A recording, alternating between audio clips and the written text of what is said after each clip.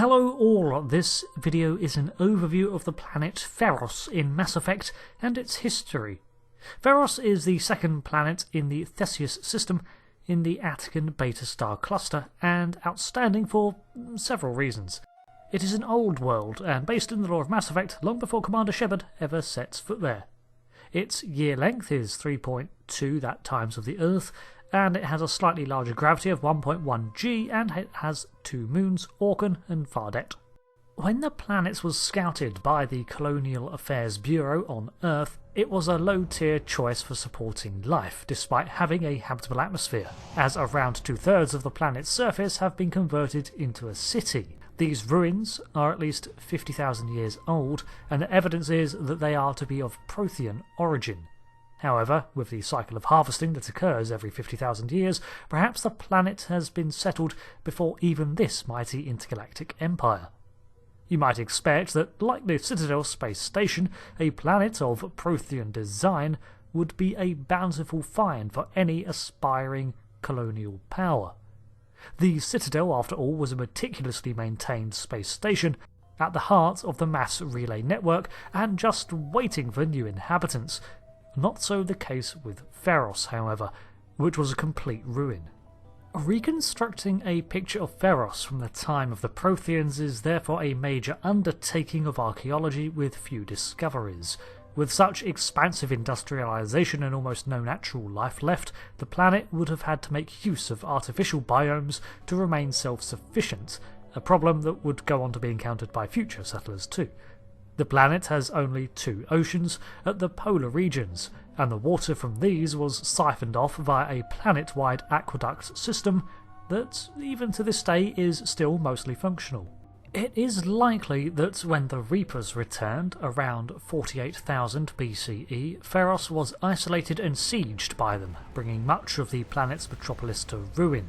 This would be the initial damage to the city planet in the same way as the destruction to Earth in Mass Effect 3, and over the following millennia, the planet would have been picked clean of meaningful technology that might have provided an alternate path of technological development than the ones the Reapers had set out. After all, the Reapers leave only what they need to ensure that a future society develops along the paths that they require and are apt at covering their tracks. Anything that was missed was likely picked clean by future generations of scavengers and raids, and the signs of many conflicts litter the ruins, etched into the masonry. So by the time humans came to the galactic scene, there was little left aside from its hollow, silent towers. The tall spires and skyways that span in between them are pretty much all that remains visible above a blanket of cloud cover, which are actually dust clouds formed by thousands of years of erosion. Beneath the impenetrable fog, the world is a hazy ruin of debris, collapsed structures, and rubble meters deep. But such a fallen civilization, even long silent and devoid of spoils, is a tempting target for scientists to sift through, with scientific outposts being established since 2170.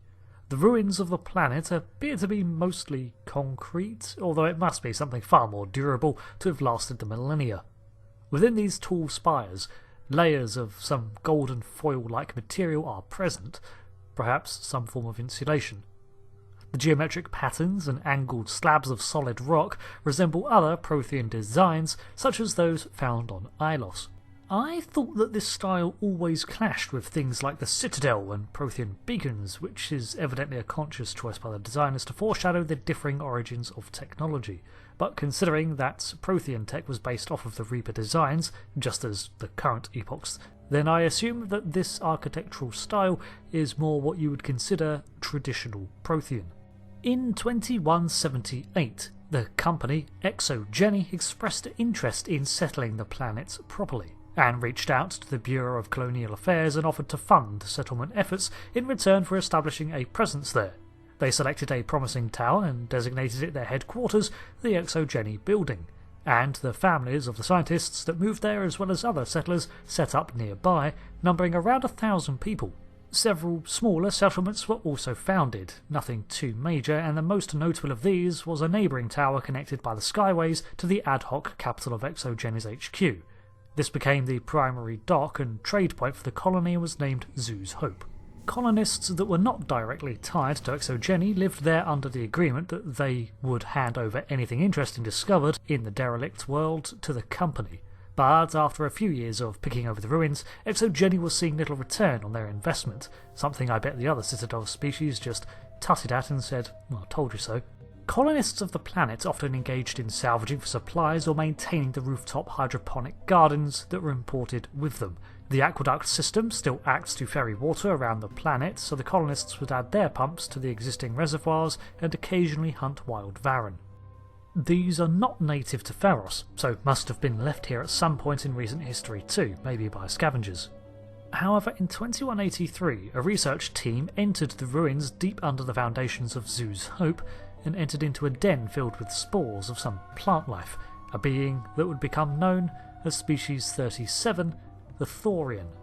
These scientists were infected with these airborne spores and ended up falling under the sway of the creature. The other ExoGeni scientists then made the controversial decision to isolate Zoo's Hope and observe the spread of these spores as they gradually infected the entire port town. Everyone who was infected by the spores was placed in telepathic contact with the plant, who desired only to spread its influence through other lifeforms that it thought of as thralls. However, I plan to do a separate video on the Thorian itself. Nevertheless, the creature has memories within it of a time when the Protheans first settled Feros, making it predate that 50,000-year-old empire, but with its apparent destruction, further glimpses into the past are now lost to us. It's quite possible that the Thorian plant, with its miles of connected tendrils, was the planet's only true native species, although it is noted that Feros used to be far colder a climate than it is today. Not sure how plant life would fare in that condition. This increase in heat, I would suggest, is due to the intense and planet-wide construction and habitation of the Protheans, effectively greenhouse gassing the planet as part of their own colonisation. The Geth attacked the colony in 2183 too, searching for information on behalf of Saren and the Reapers contained within the Thorian. This further damaged the planet's spires, adding to the generations of conflict and erosion. The main site of ExoGeni HQ was all but wiped out, and now only around 300 colonists survive. As for Feros, its success as a colony hinges on your actions there, and it can either prosper after the Geth attack, well, until the Reaper invasion, or ExoGeni's fall in stock and reputation leads to a large-scale abandonment of the project.